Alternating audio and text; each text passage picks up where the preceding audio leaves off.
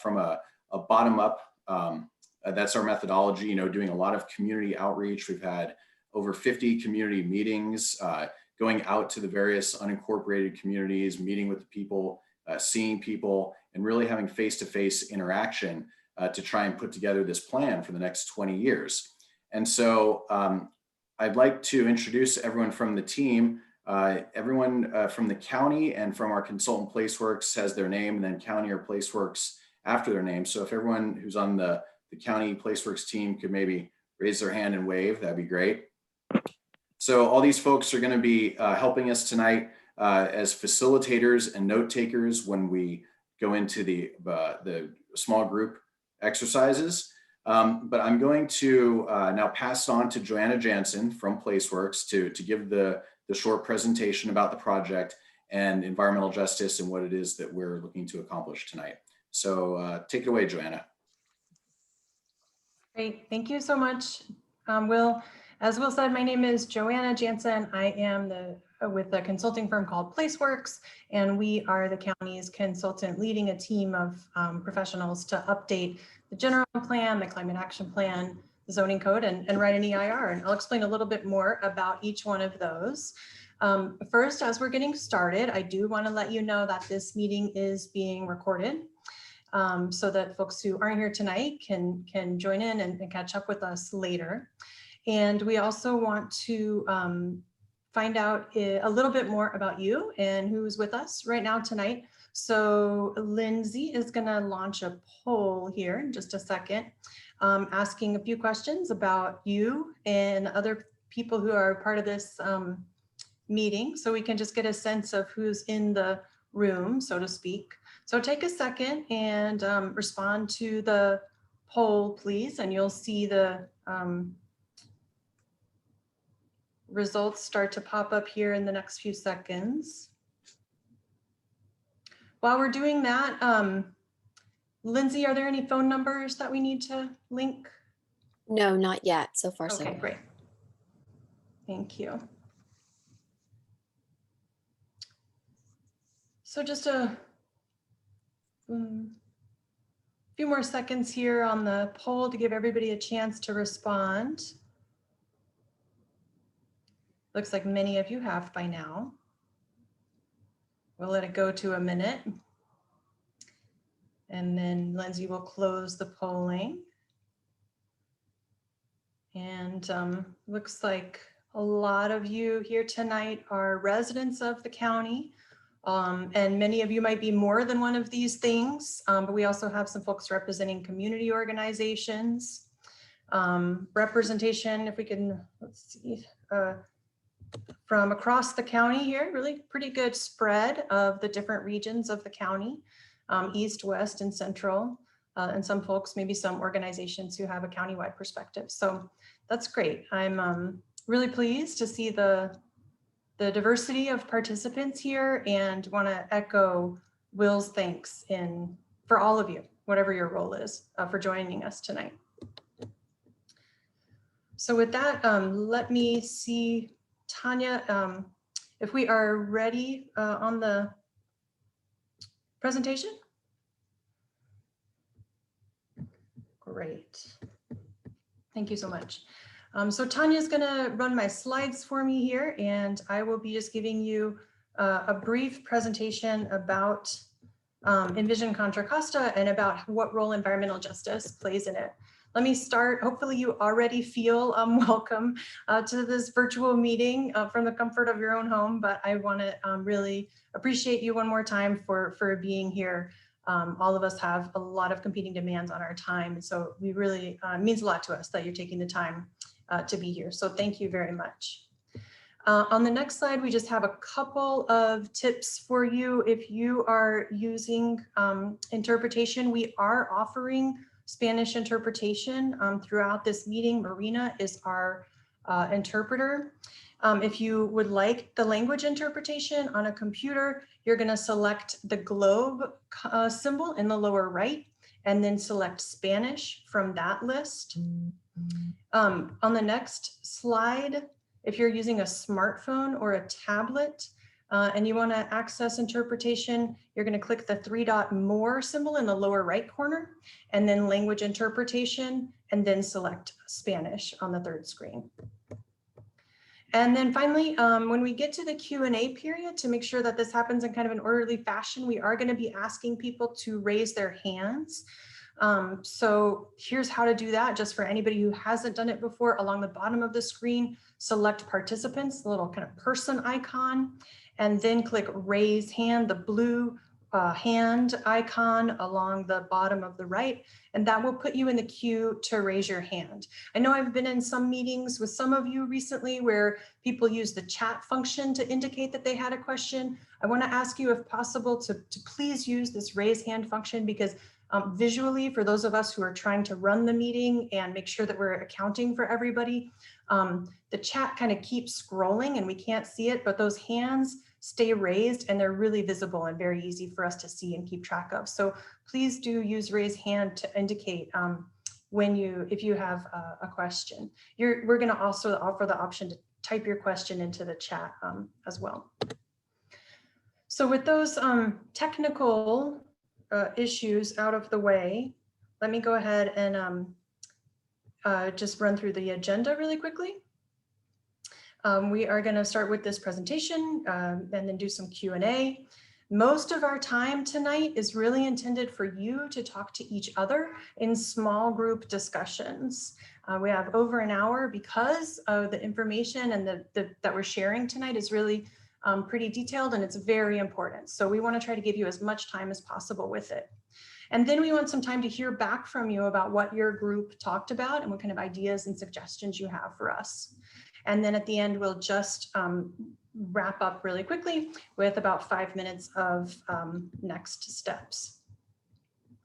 So let me go ahead then and explain a little bit of context about what we're here tonight. I think many of you have already been to a meeting that's part of Envision Contra Costa County, so thank you for your continued participation. When we say Envision Contra Costa 2040, we're referring to a large project with several different important components: an update to the general plan, the zoning code, and the climate action plan, and an environmental impact report on each one of those documents. And then the next slide says a little bit more about each one of those documents. The general plan guides development and conservation in the unincorporated county. And I always like to pause here and just reinforce that this is a document that covers the unincorporated county only. That's what the county government has jurisdiction over. And other cities that are within Contra Costa County have their own government, their own plans, and their own regulations. So this effort is really about the unincorporated communities of Contra Costa County. And what we're talking about tonight is really focused on the general plan itself, the policies that will be ultimately flowed into the general plan. But they're very connected to policies and actions in the climate action plan as well. Climate action plan is a separate document, and it's really intended to set greenhouse gas emission reduction targets and then outline specific quantifiable strategies for achieving those reductions. And then finally, the zoning code is one common way that people often interact with the county. That is the document that has the regulations that control physical development on individual sites. So how buildings get built and all the details about how tall they can be, how close they can be to the parcel line, how much of a fence they can have, all of those kinds of questions about how things actually kind of get built and operated. So that's a little bit about the planning documents that we're doing here. And it's important to just note before we go off of that, the general plan was last comprehensively updated in the early 1990s. And so a lot of the ideas and themes in that document actually represent kind of thinking from the 1980s. The world has changed a lot.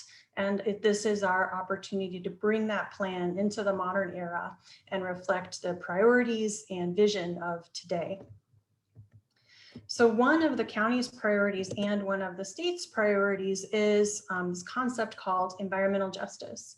And the state of California really most clearly articulated how environmental justice comes into play in long-range planning documents like the general plan through a law called SB or Senate Bill 1000. So Senate Bill 1000 is a law passed in 2016 that requires all jurisdictions, including Contra Costa County, to integrate environmental justice into the general plan. And many people have different definitions of environmental justice and what it means.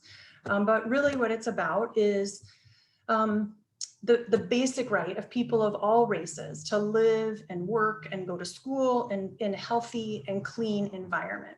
And that's not the case right now in all of our communities.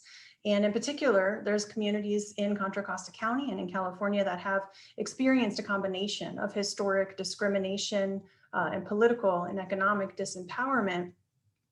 And that means that today, many of those communities are also struggling with a disproportionate burden of social and economic disadvantages, including poverty, housing instability, pollution, and health impacts.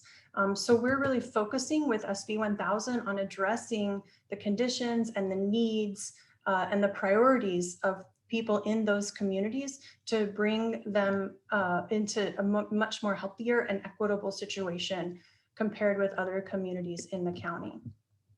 So in the next slide, Senate Bill 1000 has some very specific requirements of what we need to address in these communities that the law calls disadvantaged communities. That's not necessarily the term that we need to use, but that's the term that the law uses. So that's the reference that we're going with at the moment. Senate Bill 1000 directs us to look at reducing pollution exposure and improving air quality, promoting public facilities, food access, safe and sanitary homes, and physical activity. So those are some of the topic areas that we need to address, in addition to any other topics and issues that the people in these communities, yourselves and your neighbors, bring up as things that the general plan can help improve. And crucially, as part of this process, we need to make sure that we're engaging the community in the decision-making process. So that's exactly what we're here to do tonight. We've already had many meetings in these impacted communities in Contra Costa County, and we are going to be continuing a public process. But this is one of the moments where we're coming to you to say we've worked on these policies based on what you've told us and based on our knowledge as professionals, based on what has been best practices from other communities. And this is what the draft that we've come up with. So we want to share that draft with you tonight, begin that process in the first of 3 meetings and get your reactions to it.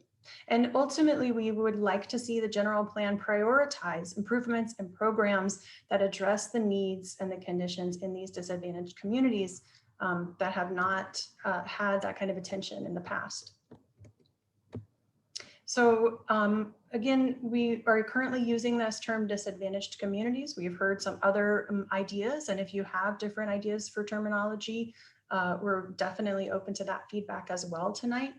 This map shows the disadvantaged communities in Contra Costa County as mapped by the state. The state put together a statewide analysis of about 20 different indicators of environmental, health, social, and economic conditions in communities to identify which geographic areas really face that combination of pollution burden and health issues with socioeconomic disadvantages, and that hence the term disadvantaged communities. For each one of those communities and for all of the unincorporated communities in Contra Costa, we have prepared what we're calling community profiles.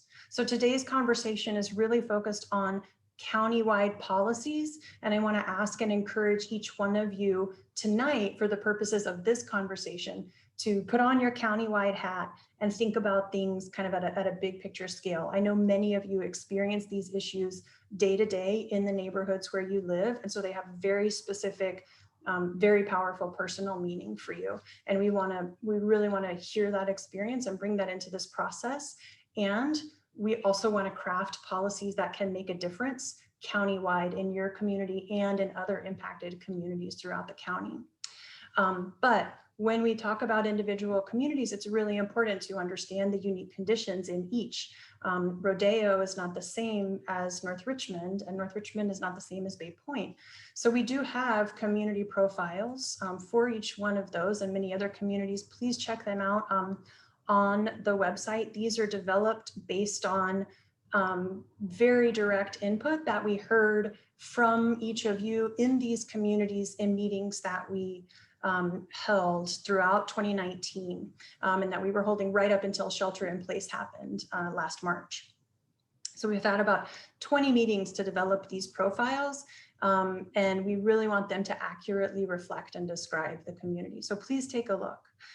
That's an important part of addressing environmental justice as well. So we have the community focus and the profiles, and then we have these county-wide scale policies. These cover the topics that are required by SB 1000, and they take a little bit of a broader viewpoint as well. All of that said, you probably will identify additional topics for us tonight. So let me just take a minute and explain that these policies that we're talking about will fit into the overall general plan. The general plan addresses a whole universe of topics that touch on the physical development and conservation of the county. So the general plan will also address topics like habitat conservation, stormwater protection, creek restoration, noise exposure, all sorts of different topics that aren't in this policy document. This isn't necessarily this is definitely not the only place where we're going to be having policies in action. So just because you don't see something in this document that we're talking about tonight, definitely doesn't mean that it's not in the general plan or doesn't belong in the general plan. But let me focus on what we are talking about in this document tonight. The draft policy topics that we're going to be reviewing over the course of these 3 meetings include social and economic advantages, healthy food, safe and sanitary homes, jobs and economic stability, community engagement, safe and affordable and multimodal transportation. Multimodal means different modes, and transportation means like cars and bikes and buses, different ways of getting around. Continuing on the next slide, we have public facilities, infrastructure and services, health services, recreational activities and parks, air quality, and safety from hazards and hazardous materials. And so for all of these, the goal here is to make sure that all communities in the county have equitable access to these resources and these services. I mentioned that we have developed the policies that we're going to be looking at tonight through a community input. And we have had some community input on these draft ideas so far. So one important source for us so far has been a survey. I'm sure some of you have taken a look at this, so thank you if you've responded to our survey. And if you haven't, please do so and share this link with your friends. We've also met with a number of local community-based organizations who work on these issues to both collect input and to promote the survey. I hope some of you are here from those meetings. And we're going to be taking some of the highlights from those surveys and what we've heard so far and sharing them with you tonight in your small groups so that you can hear the voices of those people who've responded so far as you provide your own input. With that, let me segue into talking a little bit about the small group discussions and what we are going to spend the most of our time doing tonight. In just a few minutes, you will be assigned into small groups or breakout rooms. Each room is going to have a facilitator and a note taker to help guide you through the conversation and work with your small group to look at draft policy guidance for 3 of the goals that I mentioned earlier and provide your feedback on them. So while you're having that conversation, the note taker of your group is going to be recording comments. We're going to ask you to designate a spokesperson so that you can report back to us at the end of the small group discussion. And also just keep an eye on the time because there's a lot to get through tonight. We're going to help you with that with some time checks during the small group exercise. We will all regroup here in this big room to report back after the discussion. We are going to have a small group that's conducted entirely in Spanish. So if you would like to participate in the Spanish group, you can send a message in the chat to the person that's called Zoom Questions. Ask me, that's Lindsay, and she will help you out and make sure that you get into the Spanish speaking group. So for the small group discussions, tackling all of the draft policies that we have is way too much for one evening. So we've broken these into 3 chunks. So tonight's meeting, we're going to be talking about 3 of the goals and the associated policies and actions under each. The goal about sustainable economy, the goal about safe and sanitary homes, and the goal about access to jobs. So you have those 3 topics to talk about, and you have 20 minutes for each, as well as a few minutes up front to introduce yourselves and a few minutes at the end to wrap up and decide on what you're going to report back. I just want to offer a few guidelines for this conversation. I know that for some of us, these issues are very impactful. They can bring up very strong emotions. And that's totally understandable. So just keep these in mind to ground your conversation, speak from your own experience, listen with the intent of understanding the other person, especially if they're expressing a viewpoint that's different from yours. Be respectful and curious about those differences. Make room for everyone to participate. And just know that your questions are valuable. So if you don't understand, or if you're not familiar with the topic that's being discussed, please ask questions and strive for that understanding. We've had really fantastic conversations in these meetings before, and I fully expect that to happen again tonight. So I'm excited to see what's going to come out of those. One more point before we do start to have some Q&A and then break into our small groups. I think for some of you, this is going to be, I hope for most of you, this is going to be about the right amount of time to spend and about the amount of energy that you have available. But for others of you, you might want to have more detailed input, and that's fantastic. We really appreciate that. So if you're in this small group and it feels like things are going kind of fast, or you wish you could spend more time, or you have ideas that you didn't have a chance to share, we have a survey for you. You can, we're in the process right now of setting up an additional survey. So that survey I mentioned earlier about the big ideas, that's live right now, and it's going to be live all the way through February 28th, the end of this month. In addition to that, right now we are in the process of setting up a survey that will allow you to go policy by policy through the entire document and comment as much as you want on every individual policy and action. So if you're not getting to the level of detail tonight that you would like to provide, there is a different avenue for you. Please do share your ideas and your thoughts with your group. And if you want to do more later, you can come back to this page. Coming soon, we're going to have the more detailed survey for you.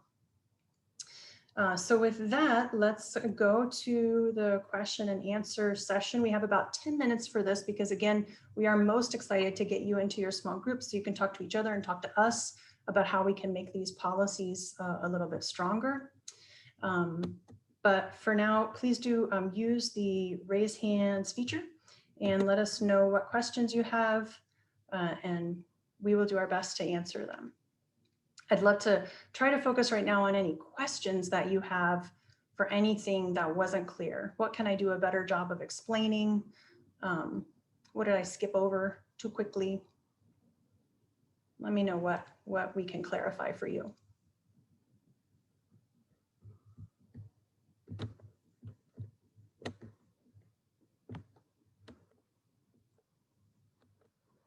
I am working on keeping an eye on the participants here. Let's see, Valerie, I see a question from you. Go ahead, Valerie. Hi, I was just wondering, I just saw a response because I actually asked this question directly to the Zoom questions regarding the sequencing of the second survey. Oh, okay, great. Yeah, we're working on it now, and it shouldn't take too long to get it live. Hope to have that available very soon.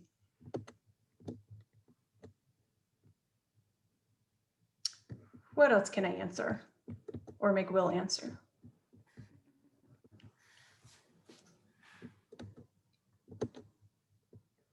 Are you guys as excited as me to get to the small groups?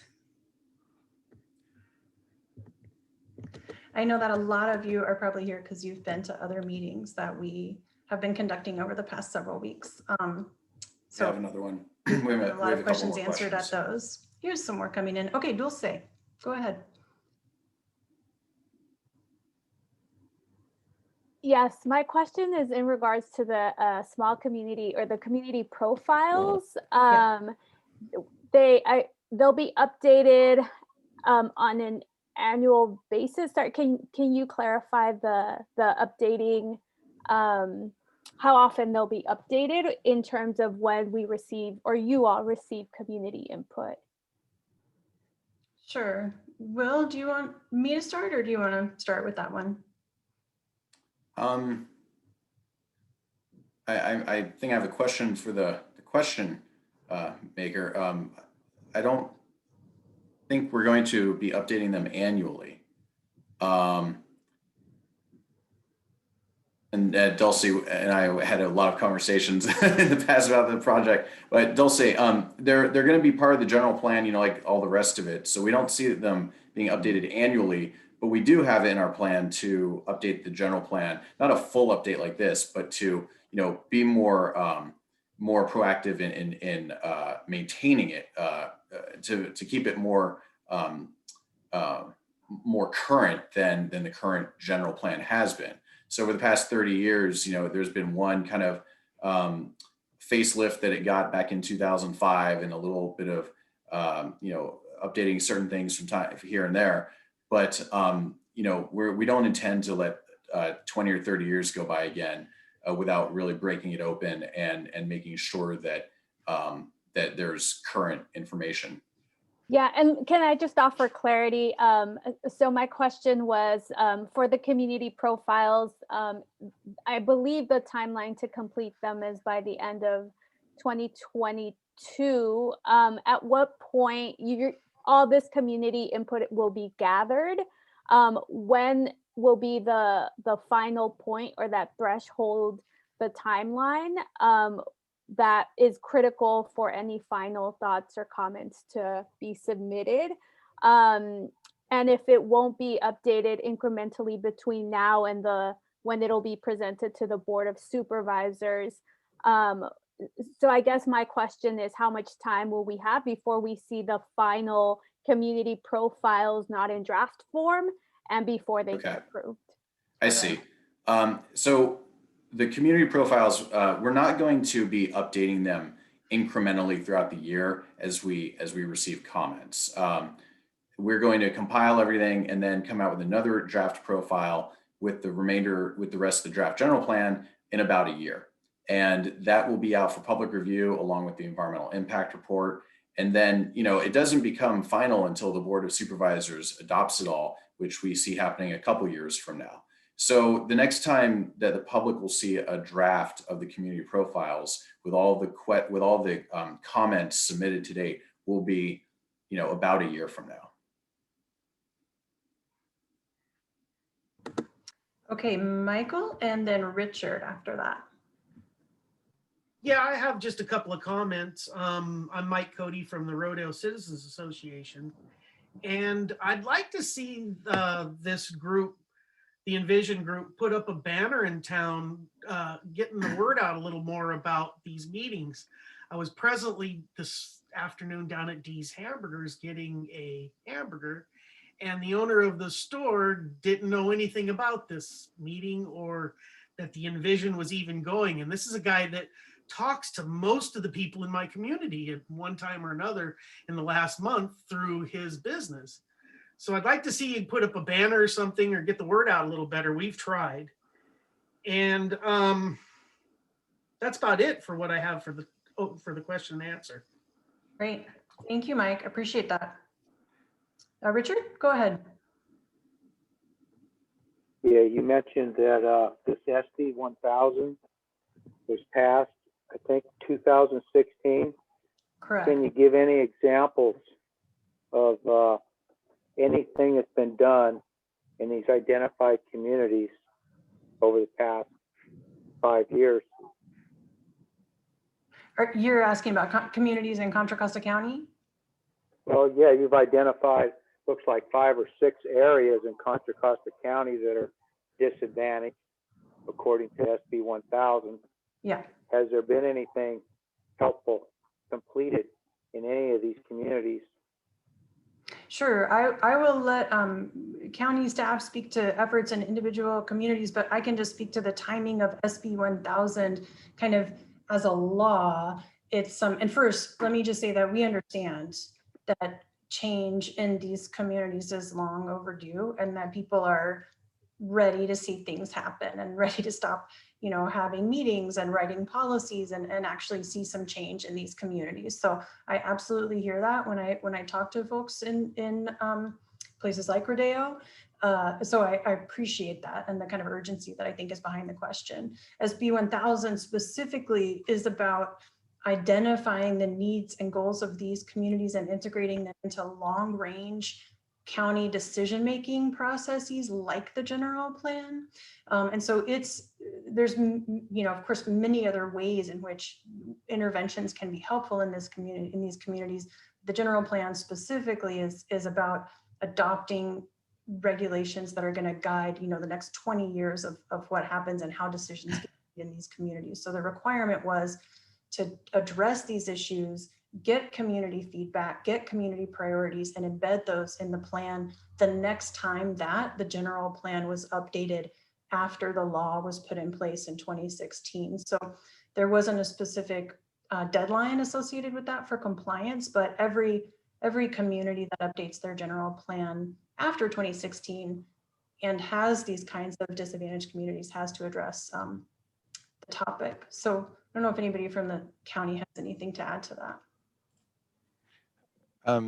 No, I think you pretty much summed it up, Joanna. The county, we received authorization from the Board of Supervisors to begin work on the general plan update at the end of 2017. And our community meetings began in the first part of 2019. So we've been working on it. The input from the community meetings, this is sort of the culmination of the input we've received so far. So while we agree that, of course, nothing has been done, so to speak, pursuant, you know, to SB 1000 that you would see, we're in the process of complying with the law by having meetings, developing the goals and policies that we'll review tonight, and then putting them in the general plan. You know, because that is where you'll start to see change happen, is when the general plan is adopted. I do want to go back to Michael's question or comment real quick, Joanna. Sure. Just because we have been doing outreach. You know, the pandemic, of course, has made things a lot more difficult to do things in person. You know, before the pandemic, we did have 3 community meetings in Rodeo. We hosted 3 meetings about Envision 2040. And so we've switched a lot more towards social media and trying to get things out electronically. And for this meeting, there was a Nextdoor post about mid-January with a follow-up yesterday, the day before. And for the first time, we advertised our meetings on Facebook and Instagram and reached about 100,000 people. Over 6,000 interacted with the post. So we felt that we were starting to get more interest and more awareness, but we're always happy to you know, do additional things to try and get people involved. So we will think about other ways we can do that, maybe some of the more traditional ways of reaching out to people. I see one more hand up from Aaron, and then I am wanting to keep us moving into the small group so that we can stay on schedule. I want to be respectful of your time here tonight and not keep you late. So Aaron, go ahead with your question, please. Hi, thanks for the thank you for this meeting. I had, well, just the comment about the getting the word out. I was going to ask, and Will sort of just said something, but if it's possible to use old-fashioned means like the newspaper, which, believe it or not, people still do read, and also the U.S. Postal Service, which, believe it or not, people still do use. So there's old-fashioned ways that people in these communities are getting information that might be helpful. The other thing I wanted to ask is if there are representatives from the Board of Supervisors at this meeting present, to be able to hear and in real time what the community is saying? And if not, why not? Thanks. Great, thank you, Aaron. I'm aware of at least, I haven't looked through the gallery to see all the names, but I do know at least one representative for one of the supervisors is here. To the question of why not, I wouldn't want to answer unless I knew people weren't here, but I can't answer that question for you, Aaron, I'm sorry. All right, we are going to have a chance to talk to each other at this point. If you do have any questions that we didn't answer here, please bring those up in your small group. And if your facilitator needs to help get them answered, they will let us know. So I think I've already gone through the small group exercise. Before I do that, before we break up, I just want to give you a little bit of heads up about the reports back. We're going to have 7 groups tonight, and we're going to ask you to kind of take turns, do a little bit of a round robin in terms of the reports back. All groups are going to talk about all 3 goals: economy, homes, and jobs. But we're asking you to report back on 2 out of those 3 topics. So your facilitator and your note taker know which 2 topics your group is ultimately going to be reporting back on, but please do talk about all of the topics, share your ideas about all of the topics, and start off by introducing yourselves. Any phone numbers that we need to link before we leave, Lindsay? No, we are okay on that front. Okay. So Lindsay, anything I'm forgetting that we need to do before we go to the small groups? I don't think so. I'm ready to open them up if everyone else is. All right, that's what we're here for. Let's do it. Okay, here we go.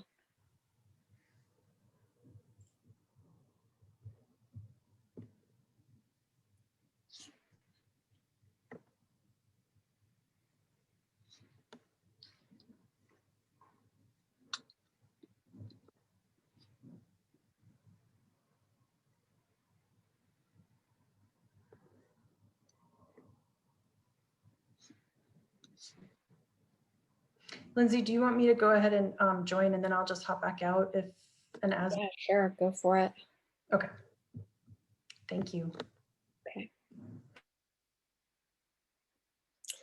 Hi there. So I see we have Carol and Benisa still in the main meeting room. Did you guys want to join your small group, or do you need some help with that? And if you're talking, I can't hear you. You'll have to unmute yourself. Okay, Benisa's gone. Hi, Carol, I can see you're still here. Do you want to join a group? It looks like I sent you to group 2. Oh, Benisa's back.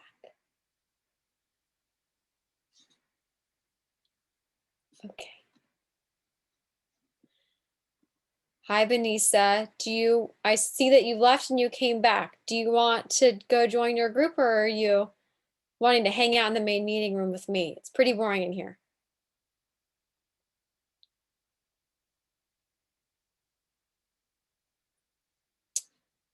You're still on mute. Let's see here. Oh, okay. All right, Marina, now we get to hang out. Hi, John. Hi.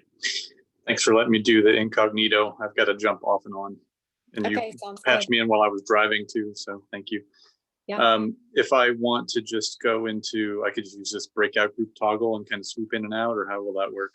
Yes, so Joanna's a little bit better at this than me because she does it pretty often. But I essentially put you in a room and I gave you the opportunity to join. Yep. And let me see here. I think I need to make you a co-host. Making a co-host now. So now that you're a co-host, you should have the ability to jump in and out. But let me just do something really quickly here. I'm going to unassign you and reassign you. Did you remember what room I put you in? 2. 2. Okay, let me go find you here. I saw that there used to be, So now put me into 5. I'm going to click not now. Okay. But I'm just curious because I don't want to go in there. I just kind of want to understand what I'm getting into first. Before I was a co-host, there was a a tab at the bottom that said breakout groups, and now, oh, there is one. Okay, breakout groups. So you think I might be able to sort of jump in and out? I think you should be able to. Okay. I'm sure Joanna will be back. I can message her and have her come Yeah, back. no, that's fine. I can always experiment, and then I don't really want to leave and come back, but I've got to go do some math homework. Oh my gosh, sounds great. Too much juggling. You guys are doing a fabulous job on this whole thing. Well, thank you so much. And nobody took us up on the Spanish translation. So one person said that they would be interested, but they were messaging with Ricky, and they said that if no one else was speaking in Spanish or wanted to do that, they could just do it in English. They're pretty proficient at both. So Oh, okay. I figured we'd disperse them across the rooms a little bit more. Okay. Well, I'm going to go check out a breakout group. Okay, you're actually going to the room where that person is, so you'll go talk to them. Okay. I'm going to see how weird it is to join without my video on. Okay. Okay, bye. Bye.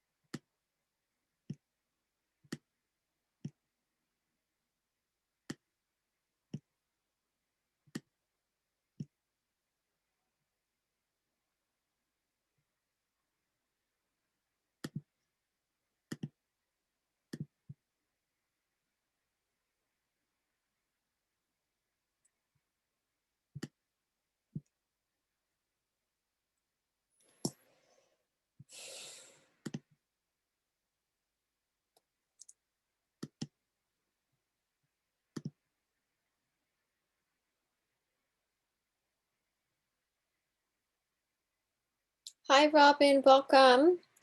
We are in the middle of small group discussions about environmental justice. And I'm wondering if you want to get put in a small group to discuss.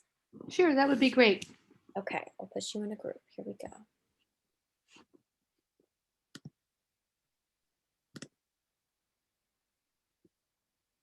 Alrighty.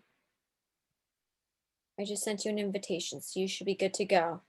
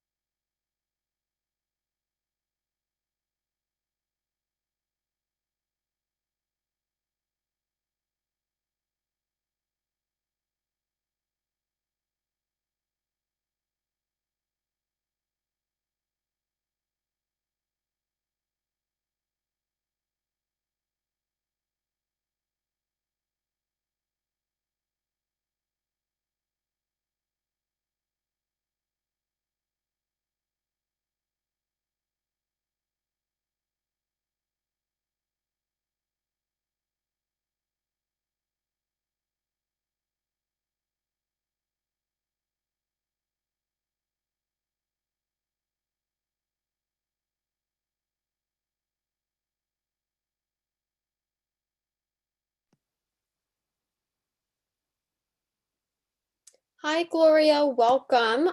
We are in small groups right now. So do you want me to put you in a small group so you can join in the discussion?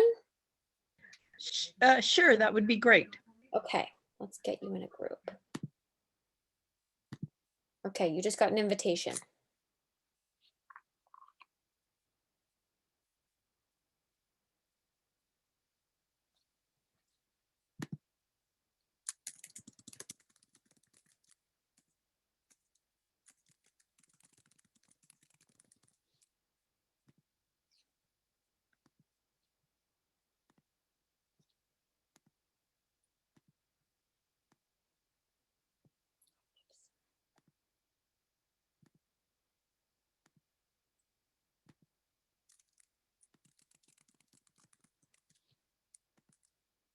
Thanks, Marina.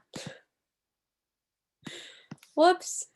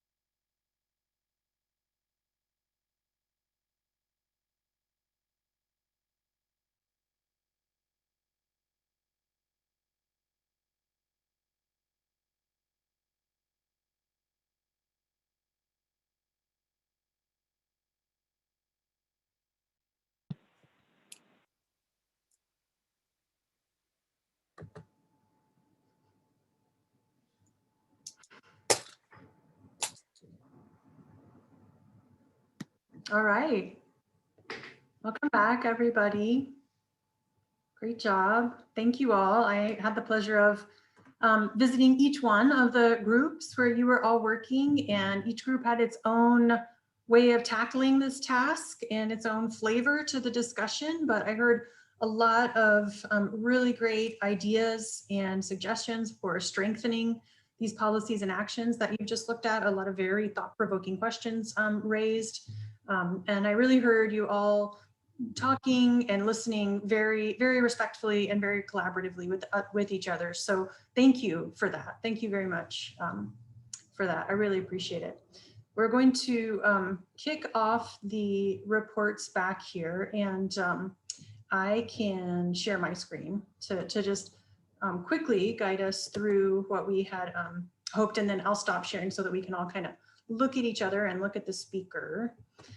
So we are going to divide it up a little bit about reports back, and like I said, we're going to bounce around among the groups and among the topics. So we don't need each of you to report back about everything that you said, but we're going to ask each of you to report back about 2 of the goals, and the groups are going to do different sets of 2 of the goals so that we hear from everyone.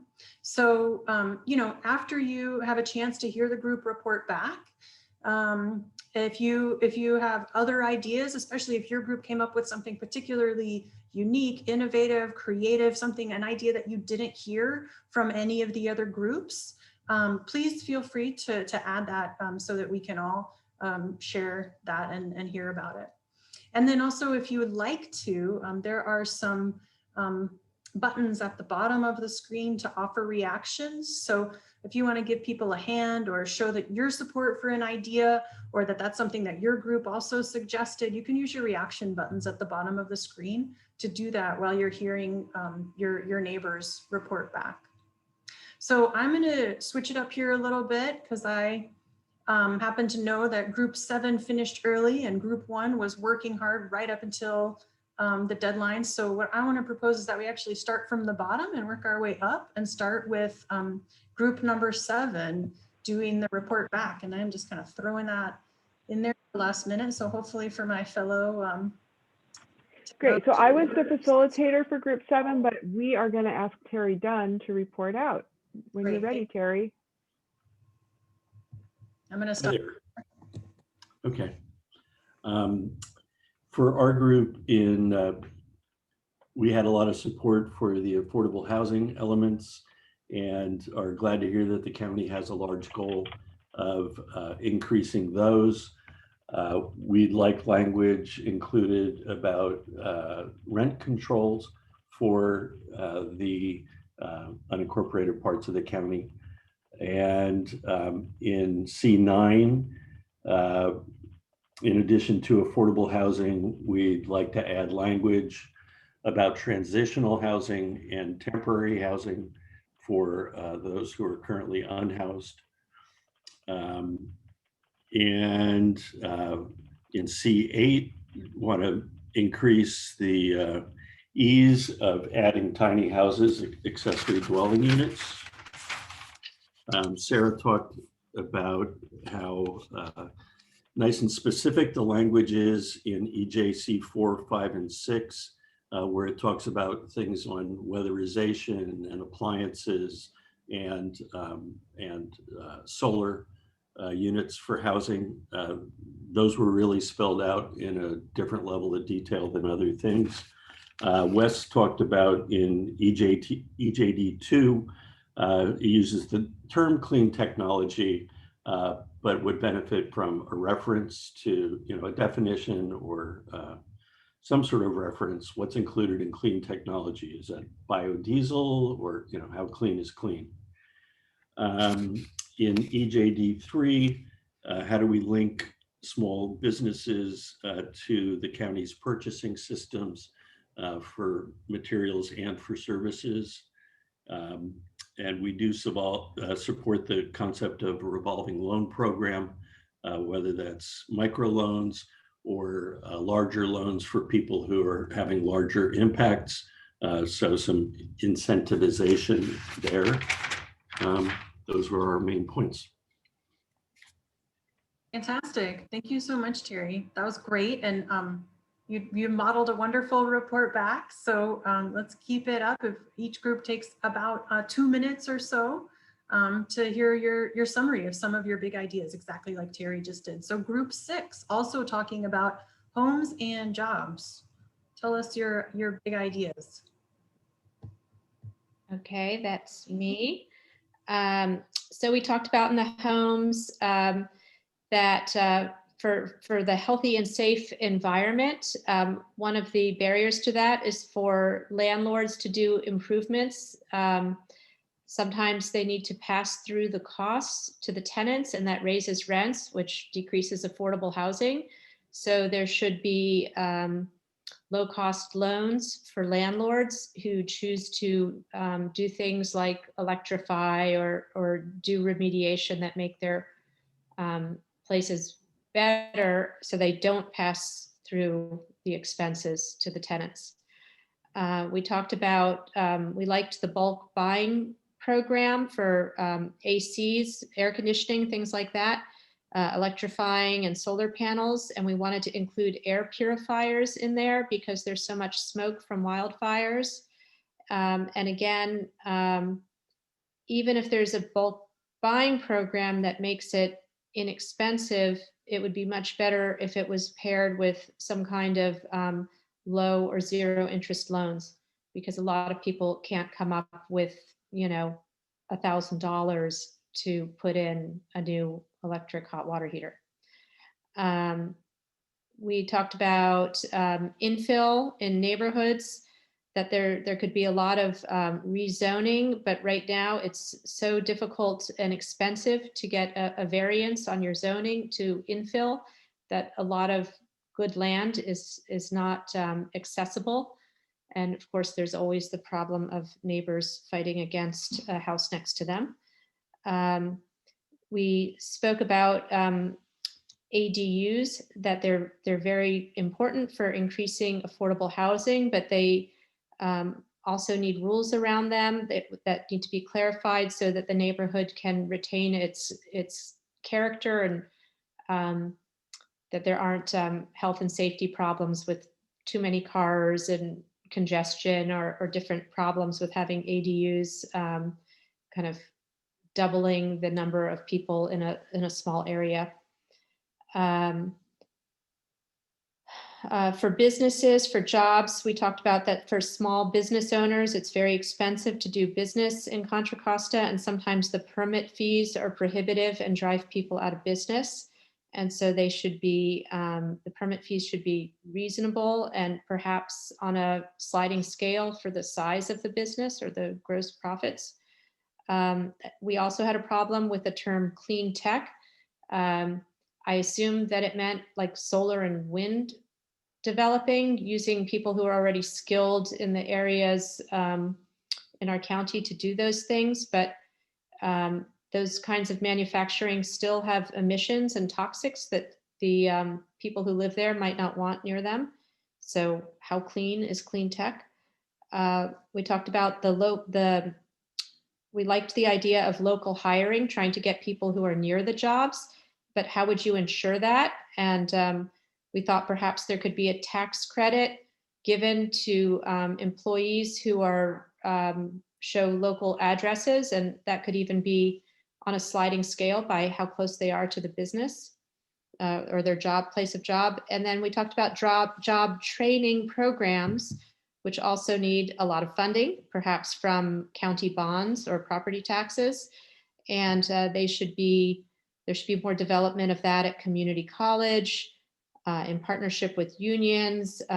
Perhaps the Chamber of Commerce's at cities could do a mentorship programs, things like that to promote training and hiring from people already in the county. Awesome. All right, great. Thanks, Jackie. It sounds like a lot of great ideas from group 6. You guys really had time to dig into it. Thank you. Okay, let's go ahead and keep on trucking to group number 5.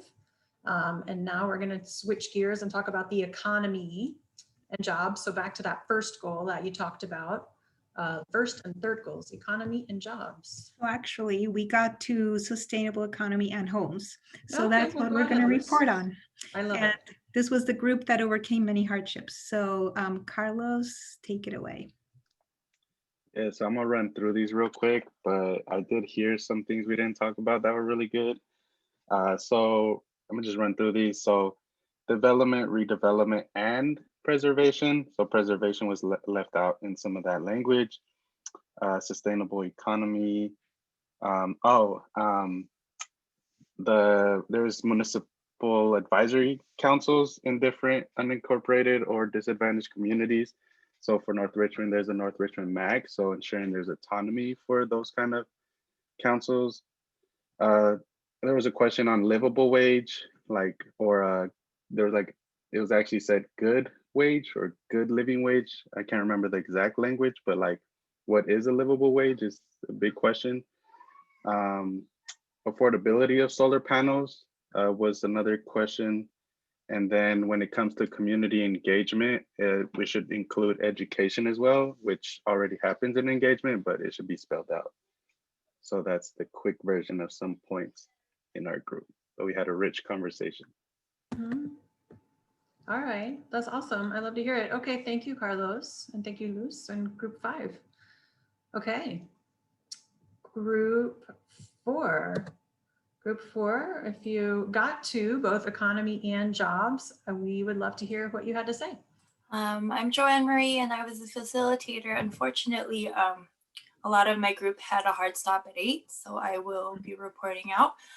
We had really great conversation though, lots of notes and lots of good points of discussion.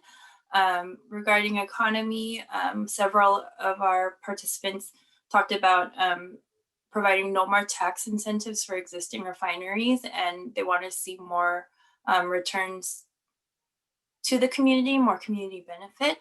They wanted to emphasize stronger hiring incentives, stronger local hiring incentives. And they wanted to make a point that there should be no, I guess this was kind of a mixed point, maybe not everybody agreed, but no new fossil fuel development at all. No more investments into fossil fuel. So that was a little bit a discussion. And then for jobs, equitable access needs to address finding resources to pay for the job training and education. for these paying good wage jobs. And then more emphasis on the first source hiring action to maybe see if we can start the feasibility work now instead of just waiting until everything's adopted. And we talked a lot about how we need to do more work to be ready to grab the opportunities to put these programs and actions in place. So whatever groundwork we can do now would be much appreciated. And that's it. Great. Okay, thanks for taking on that report back, Joanne Marie. I appreciate it. And yeah, I acknowledge that we're running a little bit over time. So thanks very much to those of you who are able to hang in there with us. We are not going to keep you too much longer. Okay, group 3. All right. Oh, sorry. I was just going to say, my name is Daniel Barrios. I was the facilitator for group 3, and Zoe Siegel will be our reports back person. All right, great. Daniel, do you do any screen sharing, or Zoe? I think it's fine. Good. Okay, sweet. Thank you. Yeah, so our group had a lot of some of the same things that some of the other people already mentioned. We spent a lot of time talking about the first topic, namely, we think it's important to distinguish biofuels from fossil fuels. We don't think we should wait until till the toxic sites are abandoned to really clean up these areas. And there's some concerns about some of the most vulnerable populations in county housing, living just adjacent to the refineries themselves. And I think in general, we thought most of the actions were, really, really great, but we wanted to see more transparency and data on the annual environmental justice review available either on the website or published in the paper, or kind of like shared a little bit more publicly, so it was easier to follow along. We were really interested in the public bank, and we're curious, what that would entail. And then on the housing front, we talked a lot about the importance of having a diverse range of housing types, from low income to high income housing in all communities. I think we don't want we want to make sure the low income housing is really dispersed throughout the county, especially with the focus on making sure that there is low income housing in high income areas.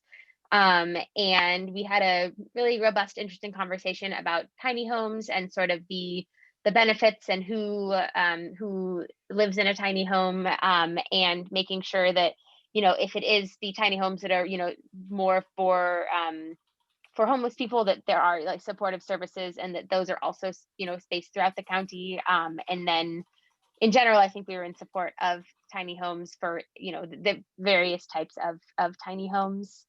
And yeah, I think that is mostly it.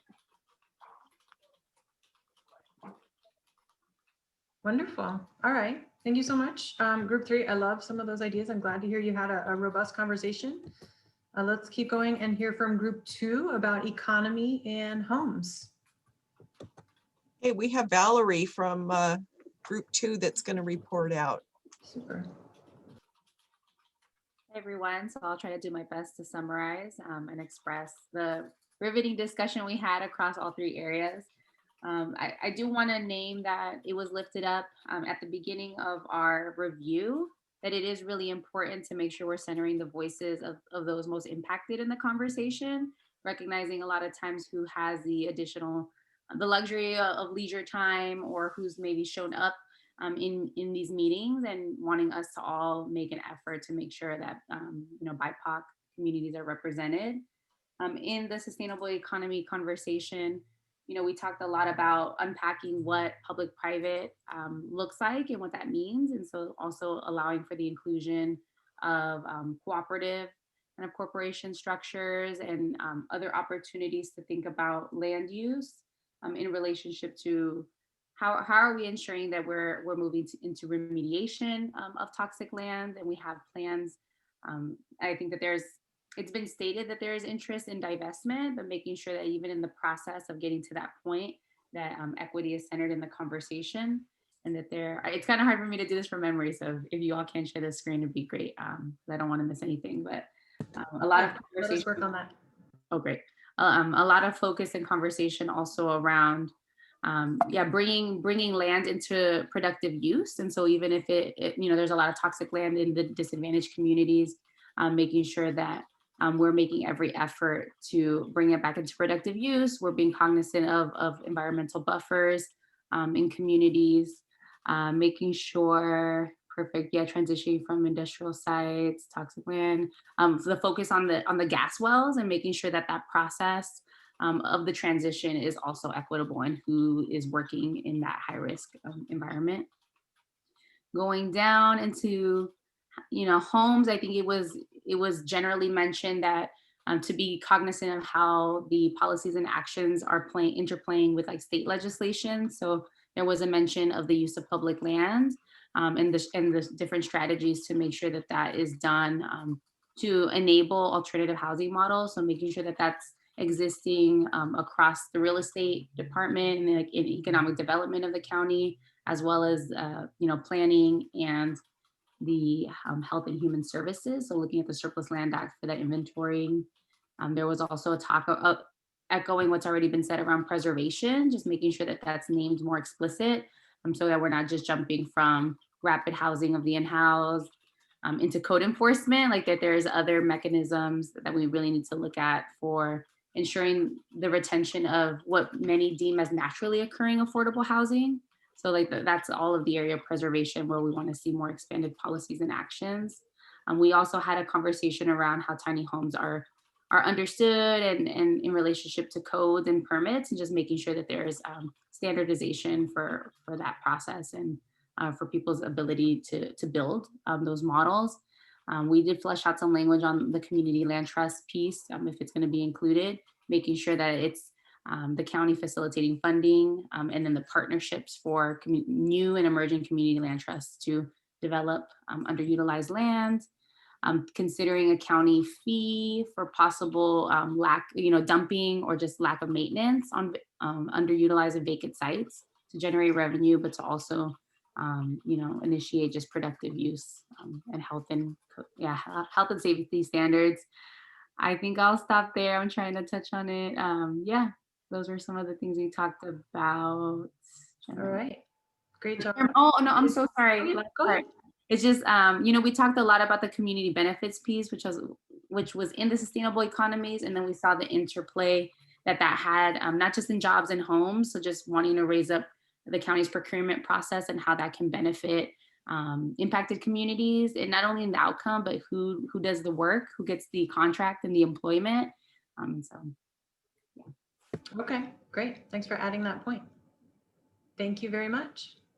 Okay, last group 1. Will, are you gonna take care of this one for us? Yeah, I think I am going to be the spokesperson for this group. Okay. So regarding the sustainable economy, we didn't as much go through everything point by point, but there was more of a sort of a philosophical discussion about, what does equitable mean and distribution among who? Is it just the unincorporated communities? Does that include the incorporated communities throughout the county? I think there is general support for, some of our kind of big ticket items here regarding fossil fuel industries, the things that we've heard comments on already in the reports back, transitioning to a cleaner economy, so to speak, but questions about how that would happen, and just in general, that maybe sort of an apprehension or a doubt that just if we can do all this work to put it in a plan, but the county has to follow through as well. It can't just be talk, that we have to implement what we're saying here. And I think we all agree that that's the case. We don't want to have a bunch of empty promises to the public. And then regarding homes, There was support, of course, for the affordable housing component, apprehension about displacement. Specifically, a comment was made about, when on the one hand, we're saying that we want to rehabilitate housing and make things livable, but as units are being rehabilitated, what happens to the people that were in those units in the meantime? And having something in place to protect people from that sort of displacement, even temporary displacement. A comment was made in policy C3 specifically about the final sentence about building intergenerational wealth, and support for that concept. The issue, really of redlining and what happened after World War II, the advantages that were given to people coming back from the war with the GI Bill and home ownership opportunities that others weren't given access to. It really did open the door, those first home ownership opportunities that then, 70 years on, the kids are able to get an education, buy homes, and their kids are able to get an education and buy homes. And the people who were left out of that are still left out of that to this day. And so that was a really important thing that we had in there. And it really sort of highlights that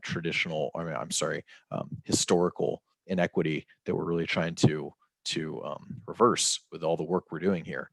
And then you see the highlight there in C1. And I'm sorry, I'm kind of jumping around, but that, will not produce a net loss is sort of a low bar, sort of a low goal. That maybe we should be aiming for a net gain in affordable units, not just avoiding a net loss. I think that generally summarizes what we talked about, and try to be mindful of the fact that we're a little over time here. Excellent. Thanks for that. I heard a lot of great ideas. I'm guessing that a lot of you maybe heard some of the same ideas. Just I can take a minute or two here in case there's any really unique or exciting idea that your group had that you didn't hear other groups mention, or that you want to make sure that you have a chance to just bring to our attention. Anybody?